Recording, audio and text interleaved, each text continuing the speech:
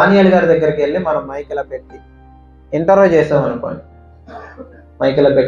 చేసామనుకోండి, ఏమని, దానియేలు గారు ఒక నెల రోజులు ఆగలేరు మీరు?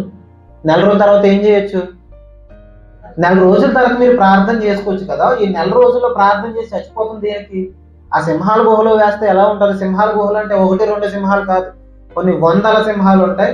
ఆ 100ల సింహాలని బాగా ఆకలితో పెడతారు. బాగా ఆకలితో పెట్టిన తర్వాత వీళ్ళని అందులో పడేస్తారు. చాలా మందిని చూశారు కదండి మీరు ఒక అధికారి కదా. ఏ తప్పు చేసినా సింహాల గుహలో వేస్తున్నప్పుడు మీరు పక్కనే కదా ఉంటారు. ఆ శిక్ష ఎలా ఉంటుందో మీకు తెలుసు కదా. మరి ఒక నెల రోజులు మీరు ఆగలేరా అని అడిగితే ఆయన ఏం చెప్తాడు తెలుసా? నెల రోజులు కాదు కదా, ఒక్క పూట కూడా నేను ఆగలేను, నా దేవునితో మాట్లాడకుండా నేను ఉండలేను అంటాడు.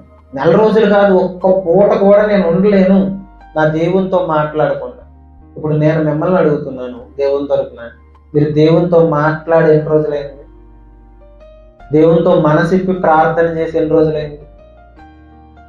ప్రార్థన జీవితం లేని వారే చాలా మంది ఉంటాం. మనసిప్పి మోకాలేసి, ప్రభువా నా జీవితం ఇది, ఇంత గొప్ప జీవితాన్ని నాకు ఇచ్చావు, ఈ జీవితాన్ని నీకు వ్యతిరేకంగా నేను జీవిస్తున్నాను, నన్ను క్షమించవా, నీకోసం నేను బ్రతుకుతానని ఏ రోజు మనం మోకాలేసి ప్రార్థన చేసింది? ఒక్క పూట కూడా ప్రార్థన చేయకుండా చచ్చిపోతావు, చంపేస్తామంటే చచ్చిపోయినా పర్లేదు, చంపేస్తారండి దానియేలు గారు అంటే నేను చచ్చిపోయినా పర్లేదు కానీ నా దేవునితో మాట్లాడకుండా నేను ఉండలేను అన్నాడు.